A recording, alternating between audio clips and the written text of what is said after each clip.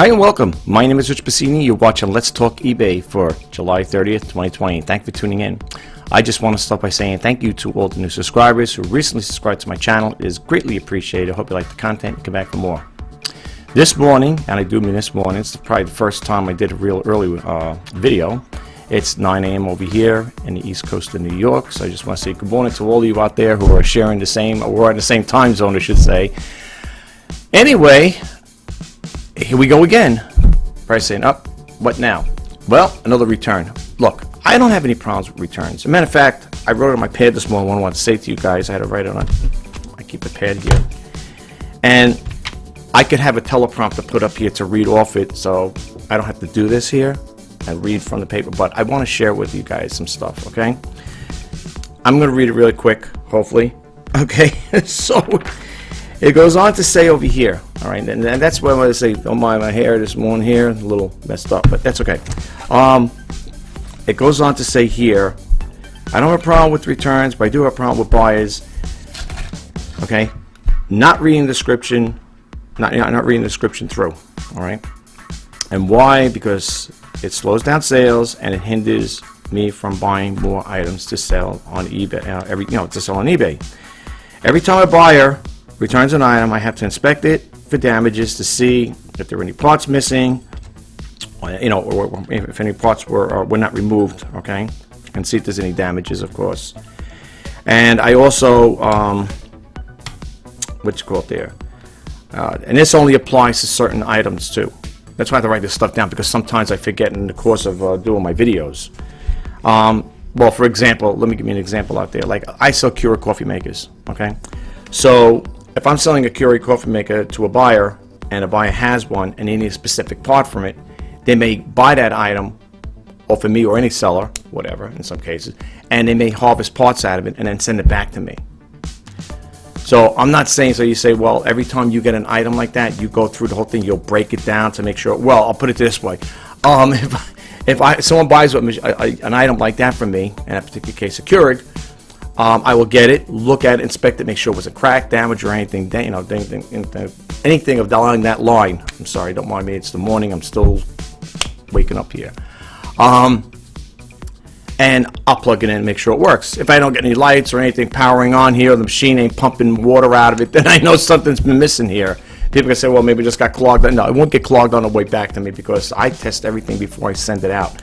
Matter of fact, the Keurig I just put in the other day, yesterday I believe it was, for July 29th, that was tested multiple times. I ran water through it multiple times, with cleaned it out and stuff like that. So I know that thing is up to snuff. It works. I know that, but without a doubt.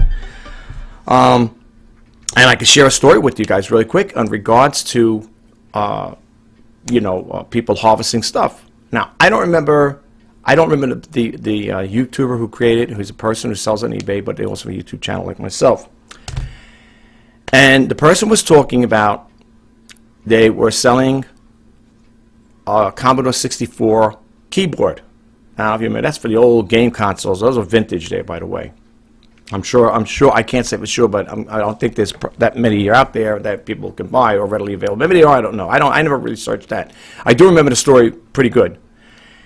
And the buyer, I should say the seller, does videos on what they sell and stuff like that. And this particular, for whatever reason, on this particular video, this person was talking about the item he was selling. He was talking about this Commodore 64 keyboard that he was selling.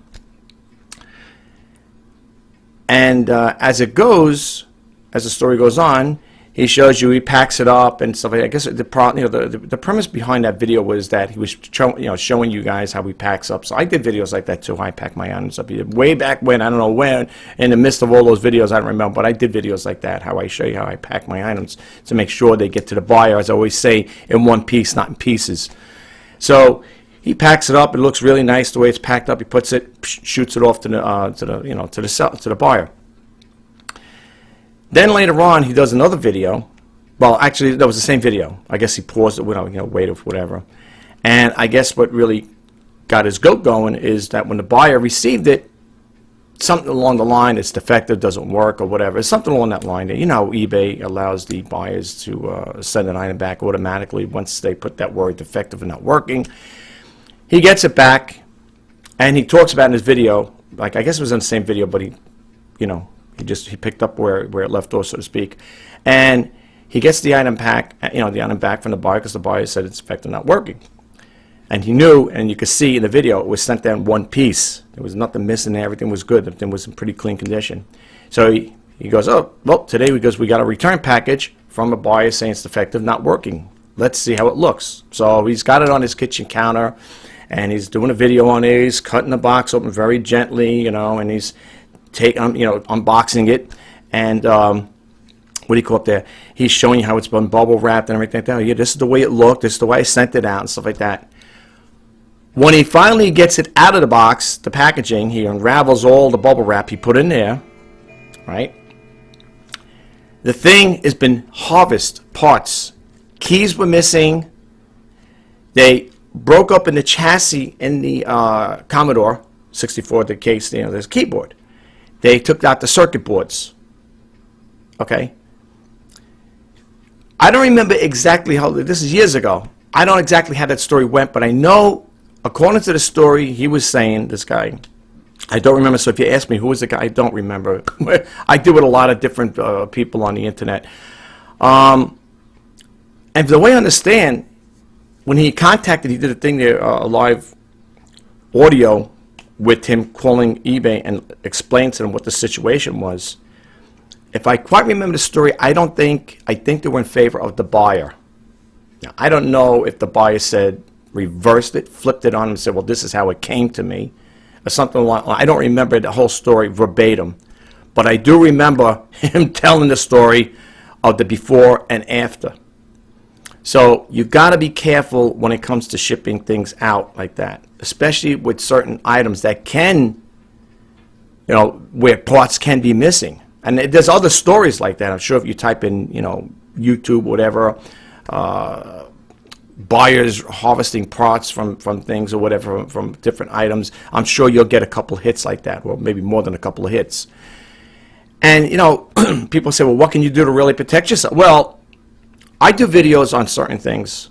That's what I do, demo videos, sneak peek videos, intro videos. I went through this once before with eBay, and I explained to eBay, I said, listen, if people say, like, what kind of proof you have? Well, I did a live video. I do live videos with certain items I have. And if people or buyers want to contest that and say, oh, the item never worked, well, excuse me, I have a video on there. I'm doing a demo video showing you it does work. So please don't tell me it doesn't work. People say, well, maybe it didn't, maybe it was working when it left your premises. When it got to the buyer, it wasn't working on their premises. I tend to sway either way with that.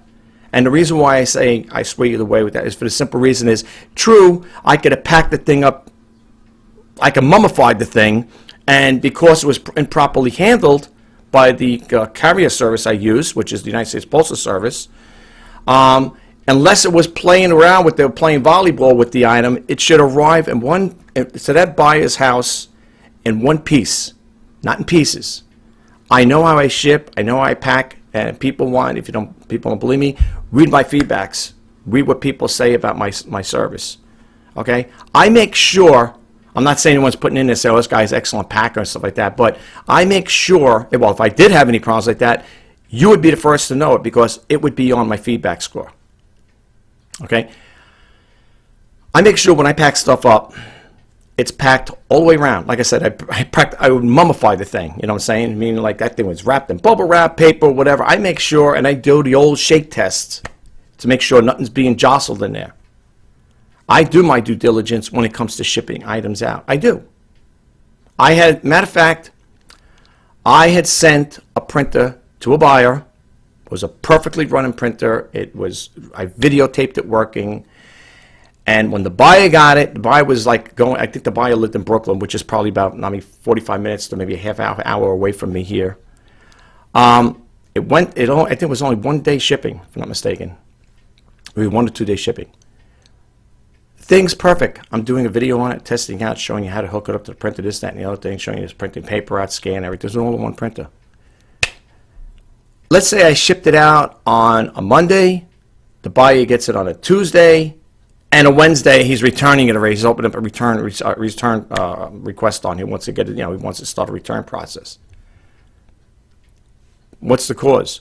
Defective doesn't work or not working.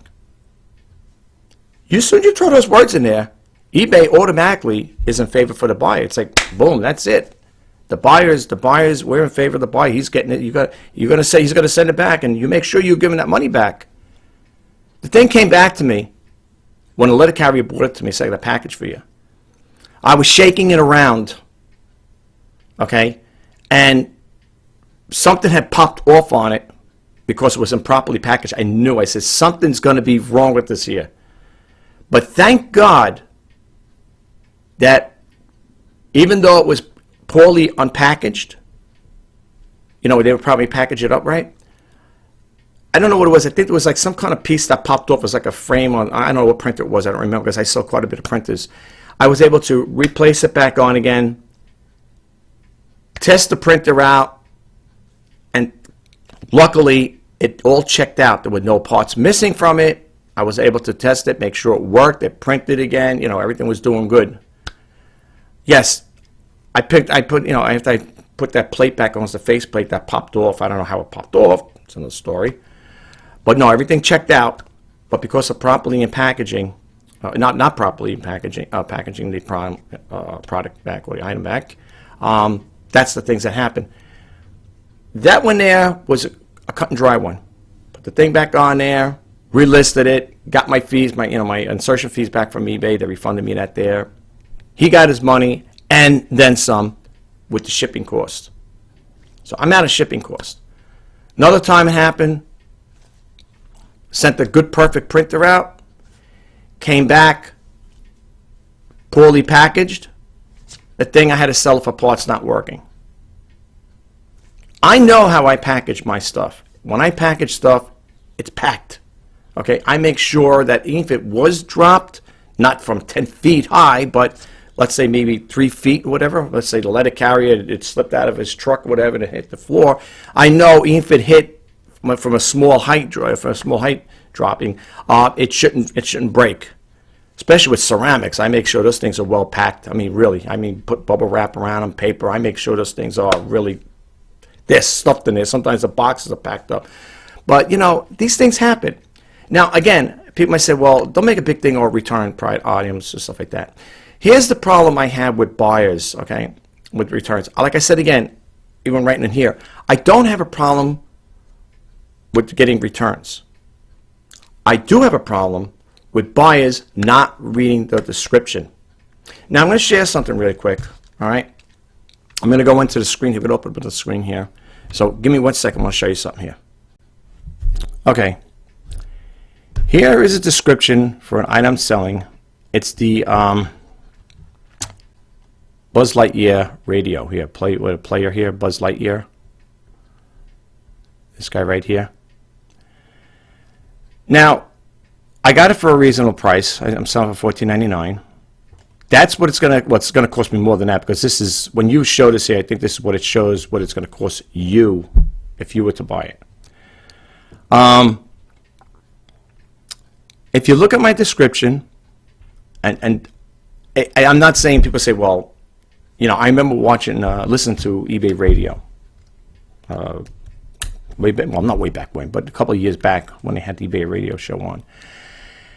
And I remember Griff was saying, when it comes to writing a description, don't make it too wordy because people are not going to read it all the way through. I understand that. I myself, when I'm getting ready to buy something from a buyer or anything in particular, any time I'm going to make a purchase, I would like to read the description all the way through. I want to read the return policy. I want to see what kind of guarantees I got, and so on and so forth. Now, this is not a segue, okay? I don't want you to think it's a segue, but this is how I have it, okay? This is my feedback. This is our return policy. We will issue a full refund on new and pre-owned merchandise if you're not completely satisfied. I have no problem with that. I also do combined shipping. Of course, we do the tracking service and buy with confidence, smoke and pet-free environment. And that's a shipping policy. Once your item is paid for, it'll be shipped within 5 business days, but I offer next day shipping if it's if it's already paid. If the buyer makes a purchase of it or buys it and they don't pay me for a couple of days, well, then it's not going to go out one day, obviously. All right. So here's my description for this item. Okay. It goes on to say, hi and welcome to my auction. This week I'm offering this new Buzz Lightyear electronic talking bank, 1995 Thinkway Toys. Please read carefully prior to making a purchase. Okay? This item is new. It comes with its original packaging. However, the box is not in good shape. Okay, I'm already telling you it's not in good shape, the box, because it's old. It's vintage.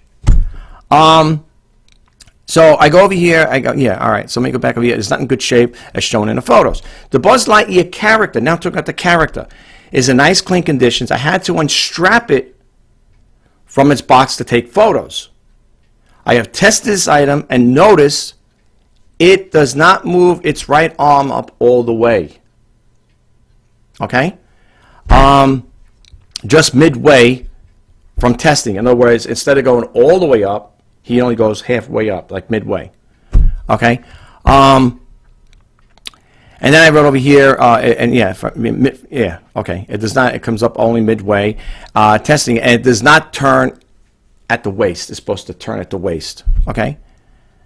Let's see what else I wrote over here. Turn at the waist. Noted on the box, and you know, waist, and it's noted on the box because that's what the box says on there. It's that he'll turn his waist. However, when you press the button, it starts to talk, and if you drop a coin in, it will activate it as well. It requires 3 AA batteries that are not included with this item. If you're a person who collects these type of items, you may want to add this one to your collection. Now, I don't know how much more I could share with that potential buyer at the time who's looking at this description. I don't know how much more to put out there. Okay, it's wordy, but not that wordy. Okay. The problem lies is the buyer does not read the description. Now, people may contest it and beg to differ with me and say, well, wait a minute. Maybe the buyer did read it, and maybe they thought about, you know, the conditions with it. Maybe that they thought they could fix it, or maybe they thought maybe. Look, I went through this not many times, but enough times to know that ain't always the case. Some people will just inadvertently buy something and change their mind. All right? Let me show you what they wrote back when they opened up the return. The buyer started a return. Okay? The buyer has until August 10th. This is what happens when they open a return. If you're new or you think about selling eBay, you may have the same situation. You're going to probably most likely go through returns like everybody else. I don't know of any one seller that can actually come on, make a YouTube channel and say, I never had a return. I would find that hard to believe. But anyway, so it goes on to say, the buyer started a return. The buyer has until August 10th to ship the item. You can either wait for the item to arrive and issue, or issue a refund. If you issue, let me read this here. If you issue a refund now, this return will be closed, and you shouldn't. Look at here. You shouldn't expect to receive the item back. The return has been approved automatically per eBay's return policies, period. Folks, unless you could afford to give things away, I can't. I'm a small volume seller. I will not, and I repeat, I will not refund a buyer now prior to receiving my item. That is crazy and it's ludicrous. I am not going to buy stuff and basically give it away. And check this out. Check this out. If you issue a refund, they're still getting, it's a double win for them because they're getting, it's a double win for them and a double lose for you. And I'll tell you how. Let's say that you say, okay, I'll give you a refund. They get to keep the item. You get to refund them plus your shipping, which you're out of that money. That's come out of your account. And the cost of the item. So it's a double win for them and a double lose for you. Plain and simple. And how is it done? Reason. Doesn't work or defective. All right? That's what it is. Let me fix my webcam here. It's going crazy here, the little one. Okay? That's the problem. All they got to do is put that word in there. Doesn't work or defective, boom, automatic return. Folks, I'm telling you, look, I love eBay. We're with eBay for over 20 years.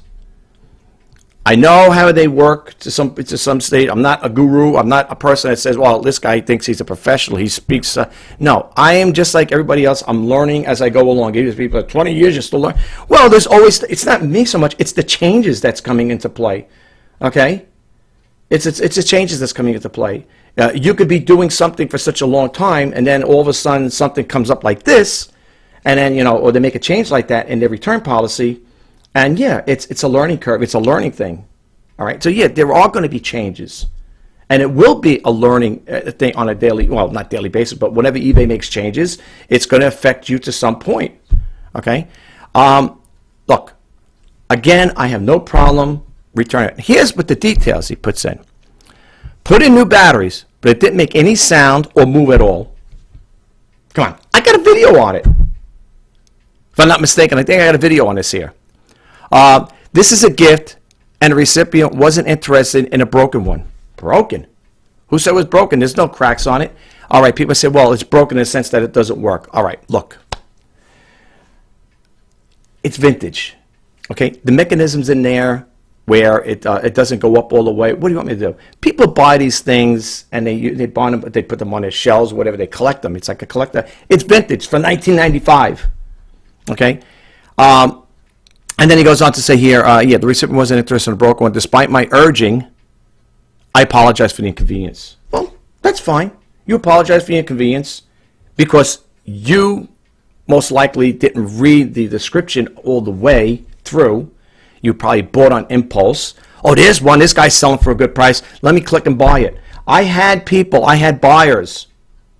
The gospel truth. I had buyers buying items from me without reading the description, and they told it. One lady, I think admitted, said, I go, did you read the description? I don't know what it was something that wasn't working, whatever. There was some kind of defect on it, whatever. And she goes, oh no, I didn't. Honestly, I didn't read the description. So what happens? They buy it, they open up return, they say, oh, the item is defective, not working. When I put in there for parts not working, whatever the item was, I don't remember. Okay, it was years back, and they send it back to me. And what do? I get hit with the return charges, you know, the return shipping, all because they couldn't take the time to read the description. Folks, this is not just me. This is an ongoing problem with buyers. They buy on impulse. They see something. They might see something that looks really appealing to the eye and stuff like that. Oh, it looks good. They hit that buy button. Look, I want to make sales. I do. No doubt about it. I want to make sales. We all want to make sales.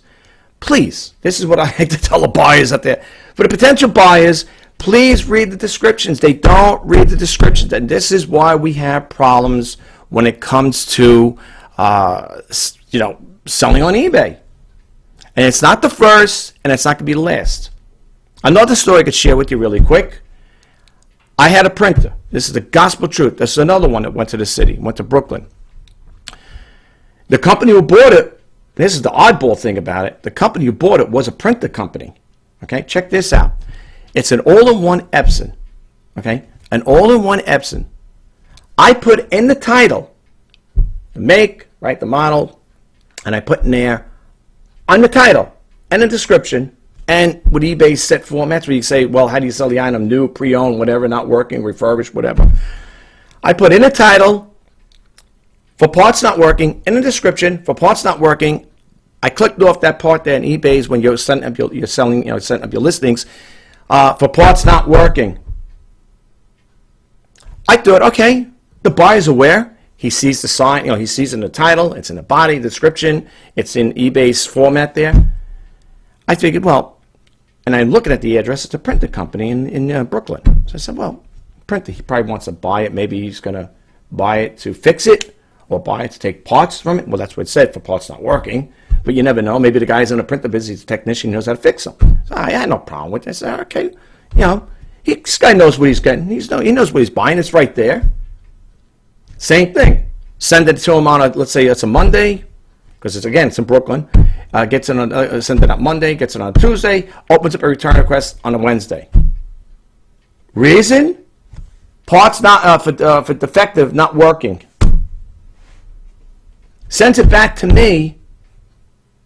Okay? He sends it back to me, and I had to pay him $14 out of my pocket because his negligence, he didn't read the description all the way. It cost me $14 out of my pocket to give to him because I offer full refund. That's not fair. So I didn't make too much of a fuss over it.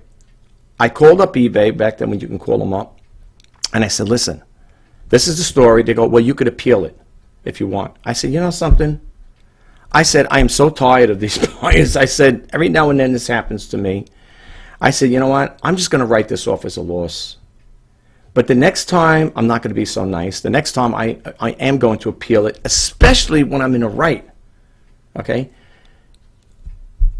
What really irked me is that it said it in the title.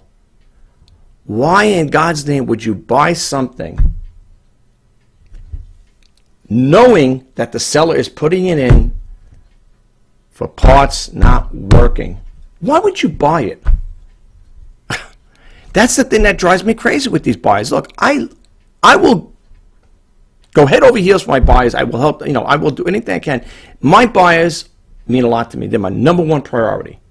They are. They are my number one priority, and I will do whatever I can to give those buyers a good deal whenever possible.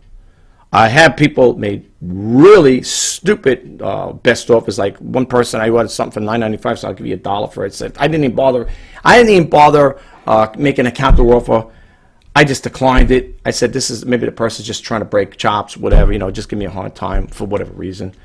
And, $1, I mean, come on.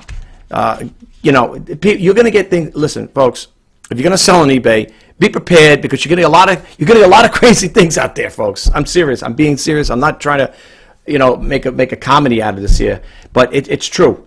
You're going to get a lot of crazy things. I had one buyer asking me, I want to buy the item, but could you cut the price on it? Could you go half me on the shipping? Hey, that's the price. It's not me. I don't charge a shipping cost. You got to talk to the postal service. They want me to go half on the shipping. Then another little doozy, while we're talking about the buyer's situation, another little doozy is I think sometimes they come up with these harebrained schemes to try to see just how far they'll go. I had sold a Keurig coffee maker. Check this out. It's a true story. You may say, well, I wish I had stuff to back it up. Well, it's been happening a while back, I think last year sometime. The buyer buys a perfectly good working Keurig. I think it was the model B31 or K10. It was a black coffee Keurig coffee maker. Thing was in really good condition. I had it for $29.99. I do remember that price though, because sometimes I start them off like that. And the buyer offered me, made a best offer of $27 and change, whatever, or $27. I said, you know what? I want to get rid of it. Let me unload it. Send it out. Accept the offer. Send it out. Buyer gets it. No complaint about it being destroyed, broken or anything like that. The buyer wants to open up a return, starts a return, right? Processing. They put the reason, she writes in there the detail, or the first the detail, the reason or whatever. I seen one a lot cheaper. Okay? Then sends another message to me, I can get it for a lower price or something like that. You know how I was looking at this? The buyer was trying to see if we could do a let's make a deal type of thing. She was probably hoping that I was going to say, well, you've seen it cheaper. How much do you want, how much did you see it cheaper for? She could have said any price. She could have said, I see it for $10, $15, whatever, $20. And therefore, she'd probably want to be compensated. In other words, well, instead of charging me $27, how about $20? And I give her $7. I told her, I said, you send the item back. I said, I'd be more than happy to take it back. I am not going to kowtow to people like that, buyers that are going to, do those type of things to me. If you've seen it cheaper, do your research and don't be so eager to hit the buy button, the buy it now button. Do your research. That's what I do. So I held out. I said, no. I said, that's okay. I said, if you've seen it cheaper, send it back. I'll be more than happy to take it back. She opened up a return request. Never shipped the item. It says started, just like you see here. It says started. It was started. Never did anything with it. A week went by. I think almost a week and a half went by. You know what? I said, you know what? Forget about it. It's mine. It's it's a done deal. I'm going to come out with this here because first off, the person didn't return it within a specific time, and I have the right, well, as far as I understand, that I could keep it if they don't respond, and they didn't. Okay, I was interacting with the person twice, and I didn't say, well, interacting in the sense that she sent me the first one. That was the first message, and then I sent her the second one, and that's when I told her, please return the item. I'll take it back. I'll give you a full refund, and it never went anywhere with that. So I don't know if this is like, I'm not saying it's a new thing, but there may be buyers that do stuff like that. And they probably, the woman probably felt, you know what, it is a clean Keurig, it works great, I love it, whatever. Do I really want to go in that direction, sending it back? Yeah, she'll get a full refund. But maybe she really did see it cheaper. Send it back. I'll resell it again. Didn't happen. This is what's going to happen as time goes on, folks. Okay, I'm just trying to see if there's anything else I want to share with you guys. You know, I'll tell you this. I will share this with you guys. When you're dealing with situations such as this here, like I said again, I don't have a problem accepting returns. I don't. I'm not making a big thing over it. This is going out to the new buyers out there, and it's not to discourage you. Honest, it's not. It's just to prep you, okay? Just to keep you in sync what's going on. Being on eBay for over 20 years, I'll be honest with you, I hardly got return. I didn't get that many returns back. I'm saying 20 years, you didn't get a lot. I don't recall getting a lot of returns. It started, I would say, probably maybe 2018, 2017. I might have got a couple here and there, but nothing big, nothing like 30, 40 returns like that. First off, if you get too many returns, it affects your top-rated seller status. Okay, eBay will look at that and say, hey, this guy gets a lot of returns back here. But they also investigate too as to why they're returning it. That's another thing. To stay ahead of the game, if you're going to get involved with this type of business, make sure that when you're putting your stuff up, you list it right to the, put everything in, put all your details in there. Okay, make sure all the details are in there, because for the simple reason is you don't want to have a situation where you innocently you sent something out and it wasn't you forgot to leave it in there, and that's why they sent it back. And if I did something like that, I'd be the first to say, no, it was my error. I did it. I forgot to leave that little detail out. When I would do demo videos, I would take the item, look at it, and say, what I'm doing, showing the people what I'm doing, and this is what's going to be listed on eBay. I'll look at it, tell them, describe it to them, say, well, yeah, the condition's okay. It's got this scratch or whatever. It's got little dings, dents, and dents, dings and dents on it, whatever it is. And I make sure I do it there, because sometimes when I'm doing the demo videos, I even said it in my other videos. If you watch my videos in the past, it'll say, I'll say in a video, oh yeah, I didn't notice this here when I picked it up. It will be noted in the description. I've done that there. I've talked about that in my videos.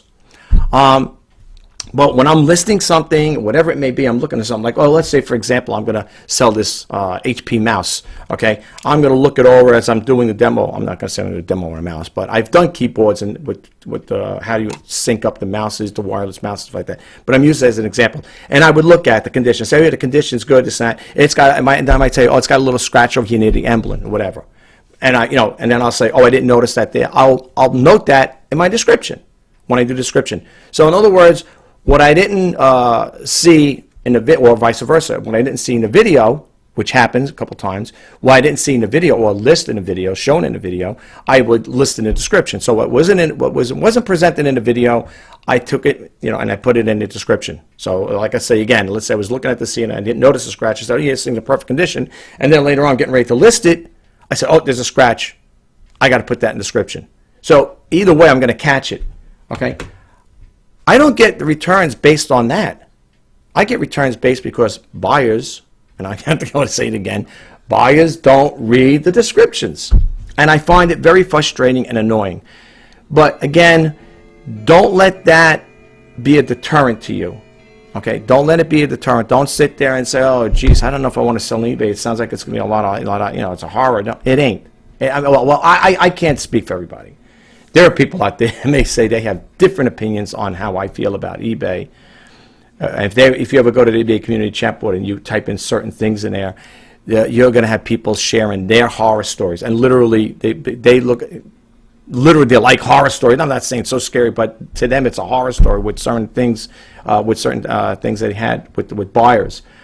I don't, and as I said in my other videos, outside of things like this, people might say it's trivial. You know, it's no big thing. I know it's not a big thing, but it's annoying. It's an annoying thing. I gotta wait for this to come back. Now you can see the buyer started, didn't ship it. Now again, I don't know. You know, sometimes people change their minds at the last minute. Maybe the guy maybe before the guy sends it back, he might play around with the thing and see if he can get it to work all the way. Who knows? I don't know. Most likely, if he started it, he's going to return it. Maybe sometimes that happens. The buyers will start a return and they wait a while before they pack it up and ship it out. Okay, so we'll see what happens. You know, if I get it back, I get it back. You know, if he changes his mind, that's fine with me too. eBay will close the case out and everything's said and done. I don't know what it's going to cost me in shipping. He's going to get the $14.99 back, no doubt, and plus his shipping. So for him, it's a double win for him. And, you know, well, double win, not double win. It's only a double win if I let him keep it. He's going to get his return shipping cost back. So he gets a full refund, okay? Where, on the other hand, I take a loss, okay, on the shipping. Some people may say, well, you know what? Maybe you might want to change that policy. You might say, well, all sales final. If you put stuff like that there, it may deter your buyers and people from buying from you. You might say, well, if I buy this thing, I'm stuck with it. Nobody wants you stuck with broken things. Or I've seen other sellers on some eBay listings say no returns. So this is where you got to think about. This is where you got to go out and shop around and say, listen, if I buy from this particular buyer, am I going to, you know, this is what I'm up against, a seller. This is what it's going to come up against. In other words, if I buy from him or her, I'm stuck with this thing because they're putting in no returns. But I bet you, I haven't seen it yet, but I bet you, even though people put that in there, according to eBay's return policy, even though you put that in there, eBay, as far as I know, I thought I heard this, I can't swear to it. If anybody wants to share it with me, please do. Even though the person puts in all sales are final, whatever, no returns, I believe eBay is still going to favor the buyers. Plain and simple. Here's another story I wanted to share with you guys before I close the video out. This happened yesterday. A person, you know, I think I said this here, made a purchase of this little, what do you call it, Let It Go Disney character purse. It's a girl's purse. Person is located in San Juan, Puerto Rico, and the person was new, I guess new to eBay, you know, to eBay, puts down an address in there, and I was all ready to ship it out. I had the packaging already, I was getting ready to put the label. I couldn't put the label, but I usually put like little labels on there, fragile, do not, you know, drop or crush, whatever. I was getting all ready to set it up. It was going to go in a padded envelope. And I messaged the buyer back and forth. It will not let me print the label out because it has a different address on there. Now, eBay will flag it. PayPal will confirm it and sometimes say, well, okay, it's a confirmed address, or unverified in some cases, with the buyer or seller, whatever it is, or with their email. I couldn't print it off on PayPal because I kept getting that error too, like a warning. And in eBay would definitely not let you print it up. So I messaged him. I said, do you have a different address where I can go to? Buyer got back to me with basically the same information with a question mark. I said, oh, Jesus, is it going to go anywhere? So I contacted eBay, and eBay said the same thing. I said, you think maybe it's the way I'm sending them and getting ready to print the label out? Maybe eBay's, not letting me process it because I'm doing something wrong. They said no. They looked into it, and they said no. It's because their address is not, it's not a correct address. It's not an active address or something along that line there. So I said, what do I do in a case like that? She said, well, you know, the eBay teammate. Now, let me tell you something. I just want to share one thing. The eBay teammate did get back to me. I said, now, how'd you get a phone call? That's another thing I want to share with you. If you go to the community chat board and you type help and contact, there's a part where it says contact me, and you could put your phone number in there. And I did. This was around I don't know, around 9ish, 10 p.m. around that time I got the call. They do. No, that's, I know it sounds weird. It's gospel truth. They had it on there. It's yeah, you got to search around for it. I don't think they publicly or broadcast it, but they had a thing there where it says contact me by phone. And I typed my phone number in there, and it said it's going to take about 60 minutes for them to get back to you. And they did. I said, okay, whatever. I'm up late night anyway. And that's what that's how we got talking. So I was able to get an eBay teammate, which sounded good to hear a voice instead of typing by email. So she told me, send a message, give the buyer the option to, see if they will respond to it with a different address, and if so, then you're okay. Then you'll be able to print the label out once you input the new information, the new address in there. So I said, okay. Let me ask you a question. I said to her, I ship out on 1 day. I have a 1 day shipping. Suppose the buyer doesn't get back to me within 24 hours, 48 hours. She said, then, if they don't get back to you within that time there, you could cancel. I said, but now, is that going to affect my seller performance? She said, no, it shouldn't affect your seller performance. She goes, matter of fact, I'm documenting it right now and noting in the system that you're communicating with the buyer, and if there is a cancellation, it's because there's a problem with the buyer's address. So I said, okay, that's all I want to know. So after I gave the last message, I was on the phone, I think, with PayPal at the time too, because I wanted to call up PayPal in conjunction. After I got off the phone with eBay, I wanted to call up PayPal and find out if there was a problem going on with the shipping to Puerto Rico, because they had some kind of message that came up. I don't know. It said something due to COVID-19, something about shipping would be delayed, or they're not shipping to certain countries or whatever it was, states or countries, whatever it was. And I was on the phone with PayPal, because PayPal you can get through with them. You can. I gave the numbers out once before. You can contact them, but they do have limited help though. So as I'm talking to her on the phone, I'm going through the whole spiel with her, telling the whole story, and then I get a message back. I said, "Excuse me, hold on for a second." And the lady, the girl with the potential buyer, said, "Please cancel this order. I want my money back." So I told her, I said, "All right." I said, "I took enough of your time." I said, "Let me take care of this here." I said, "I'm sorry to bother you." She goes, "No, that's okay. We're here to help." I said, "I understand. I just wanted to, find out if there was any problem with shipping, because when you go through PayPal, I was going to print the label. I said, well, maybe eBay's got a glitch in their system, so maybe I can print it off for them." And that's when I got the message, and that's why, if you're wondering why I called up PayPal, I called eBay first, and then I called PayPal, because I figured maybe there was some kind of glitch between. But I wanted to get a verification from both, just to make sure. So anyway, that was the story with that there. And then another time, and then yesterday, same day it happened, somebody wants to buy a karaoke machine. I have listed for $29. It's a big one. It's about 35 pounds in the box.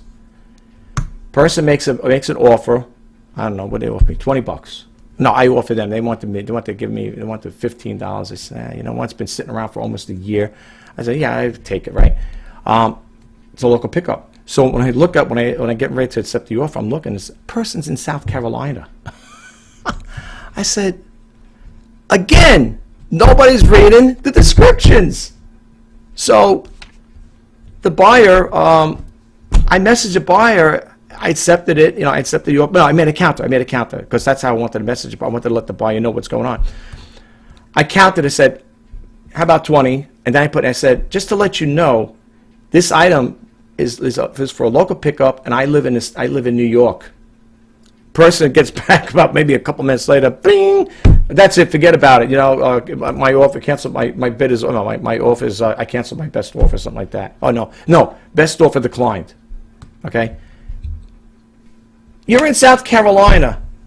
I have in there for local pickup, and at the bottom there it says where it's shipping from.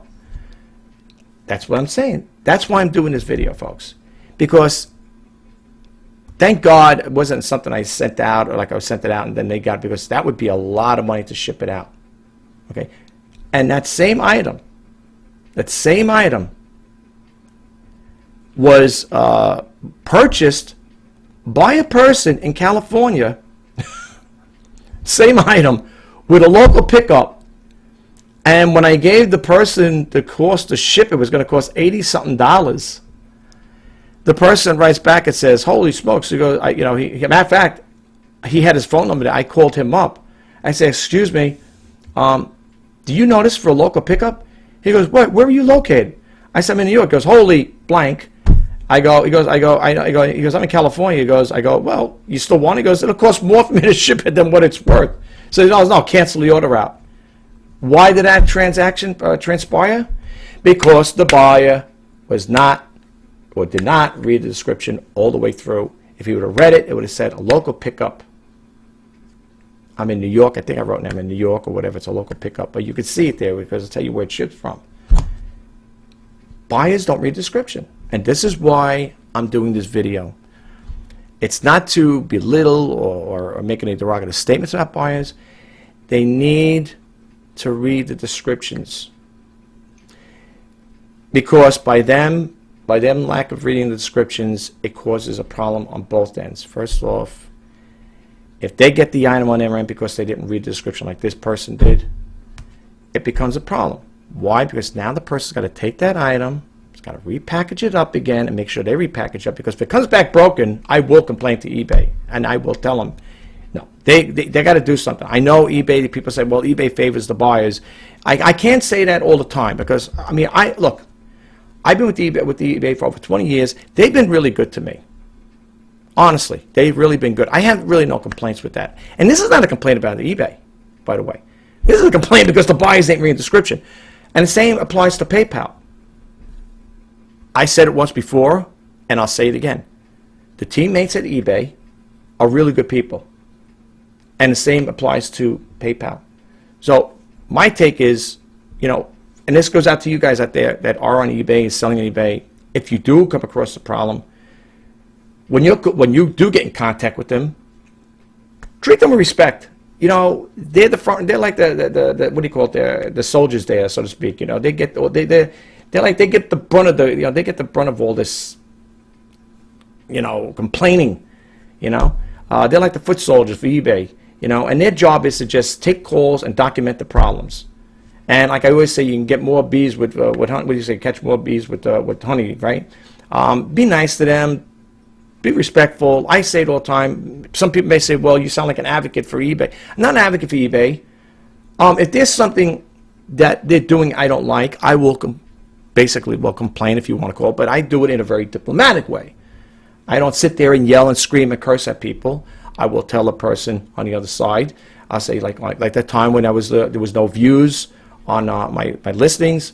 1 minute I had a whole bunch of views. The next day I looked, there's no views. And yes, did I call up eBay?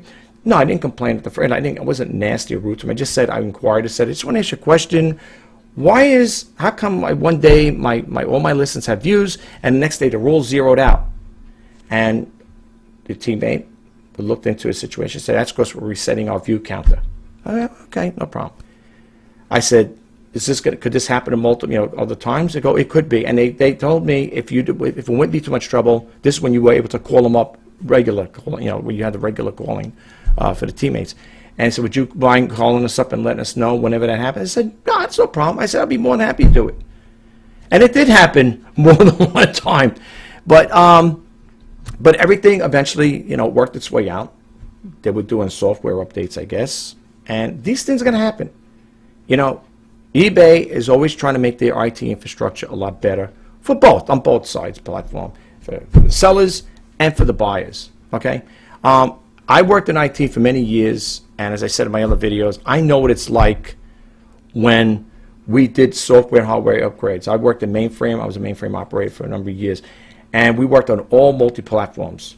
Okay, I'm not going to start throwing them out because some of you may understand the systems I'm talking about, and some of you may not. But every time we did software upgrades, there was always some kind of a glitch and a problem.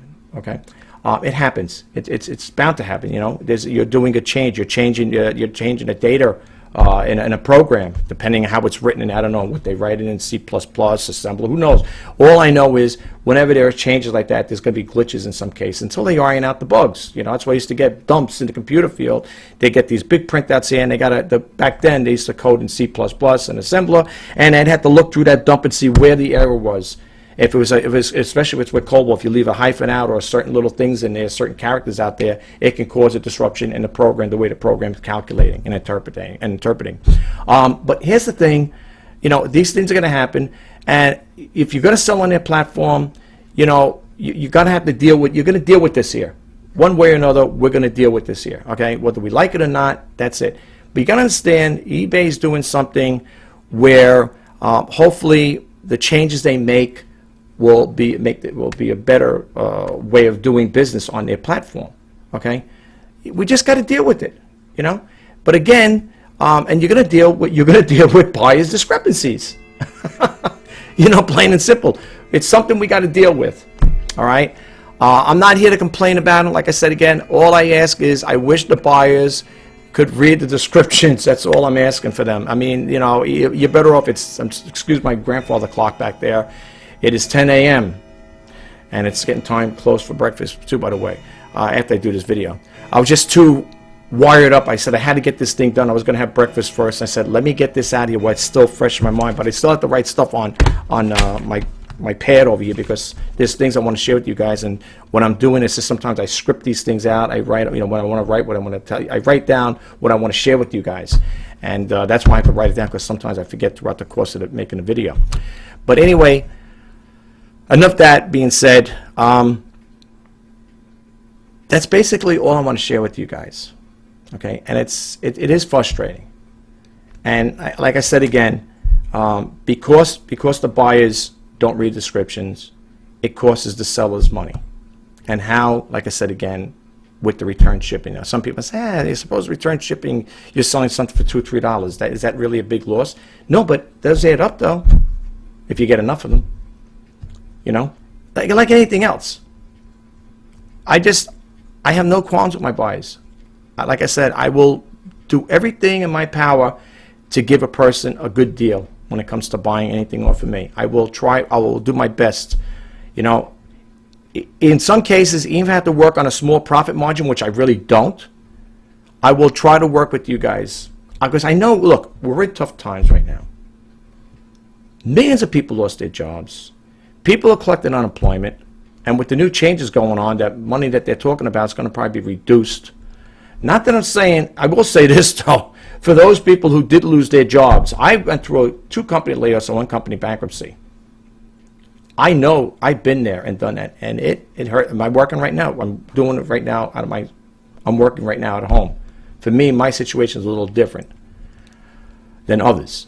But for most people out there, they may not have an extra 20 or 30 or 40 or 50, whatever it is, to go out and buy something on eBay. They may say, you know what, I'll hold off on. I'll give you an example really quick. I wanted to buy a Casio watch, and I seen them on eBay. And they all come from Japan, which is no problem with that. They're selling for between $80 and $100. And I already bought a watch from Walmart. It cost me $20. $19 plus the shipping handling came to $20. And the tax came to $20. $20 and change, whatever. So I bought that watch, and I was looking, I said, it's kind of got a smaller face than the one I originally had. And I was telling my daughters, they came by the other day, and we were talking. I said, what do you think about this? Do you think I should go with the bigger one, you know, like maybe return this one and get the bigger one? They said, Dad, does it work? I said, it's brand new. It's a brand new watch. I bought it from Walmart, but it ships from a different company. So I go, does it work? I go, yeah. How much you pay for it? I said, $20 with everything. And how much is the other one? I said, well, with the shipping, it's going to come to $80. Do you really need that watch? And I said, you know what? You're right. I don't sit there staring at my wrist 24/7. I just want something that's going to tell the time. It's a Casio. Casio's been around for a long time. And if you ever look at their website, My It On, they have so many different watches there. Forget about it. You said I was paging one page after that. I said, holy jeez, how many different watches do they make? If you ever hit the Casio website for watches, look at all the watches they got. They got a variety. I love Casio products. I like the Casio watch. And this has got the 10-year battery warranty, something like that on there. So for 10 years, the battery, you know, the watch is good. Supposedly, that's what they say. That's what they have in their ad. So I bought that one for $20. Yeah, am I gonna now? Well, let's say things were different. I'm trying to watch my spending. I'm very conservative. I consider myself a frugal entrepreneur, and I have no problem in coming out and saying it to the world. I am. So you know what? No, I at this point in time, I'm going to keep that watch because for what it's worth, it's $20. And you know what? When I glance at my wrist, it's got the date on there. It's got the day and the date, and it's giving me the time. That's all I need. I don't need a smartwatch. I don't need to just look at my watch. I had one. It ended up getting broken. I bought it from overseas, whatever. Didn't have it too long, and ended up breaking on me, and I ended up throwing it out because the warranty was over on it. and I don't need to see, oh, so-and-so's calling me. I keep my cell phone strapped to my holster, so whenever I need it, whenever someone's calling me up, I can look at, okay, this is who it's calling. I don't need to look at my watch. Very convenient. It was very convenient when I had that smartwatch. And yeah, you can see, okay, call from so-and-so. Okay, and you hit the button, you can talk from your watch. Oh, how you doing? Like Dick Tracy. You remember Dick Tracy with the watches? It seemed to came to fruition, right? Here's something that was a cartoon character with the thing there, and now you're talking to watch just like like Dick Tracy. Yeah, I don't need all that those fancy stuff.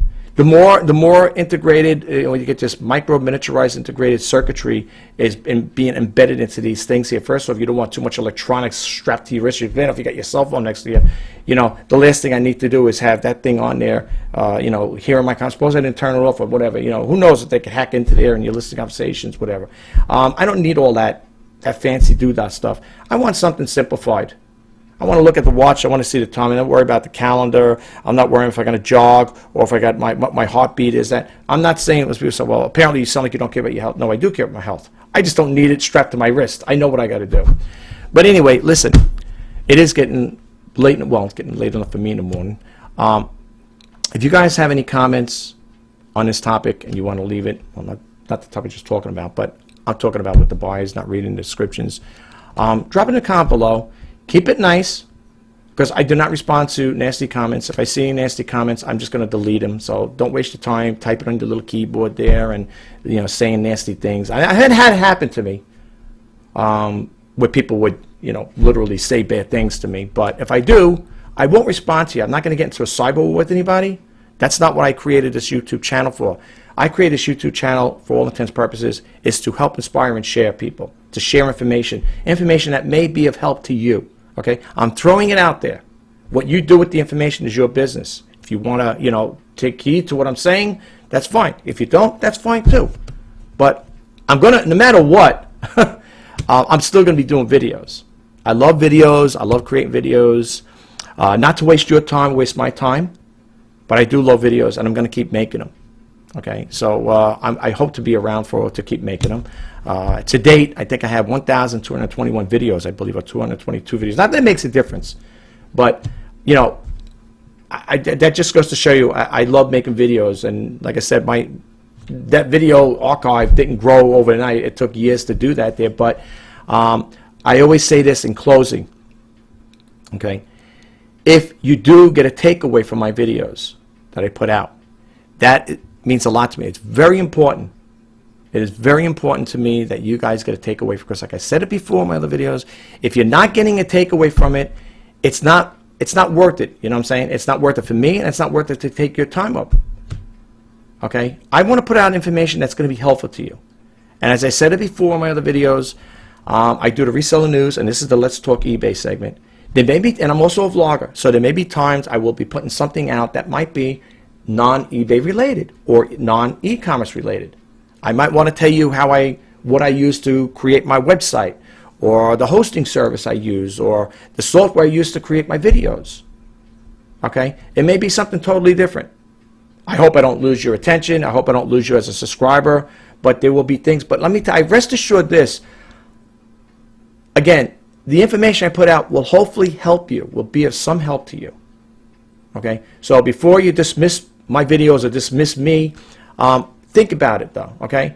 I'm here to help. I'm not here to, I don't want to waste your time. That's the gospel truth. I don't want to waste your time. I'm only trying to help. And my videos, like I said again, I call this thing, I used to put it on my videos, the His Initiative, to help inspire and share. It's like something I made up, you know, the His Initiative. That's it, something like that. And it is. It's to help inspire and share. It's to give you information. Or I had on one of my banners, I'm thinking of changing this banner on my YouTube channel, to help inspire and share, sharing information through social media, something along that line. I had an old banner like that, and I took it down.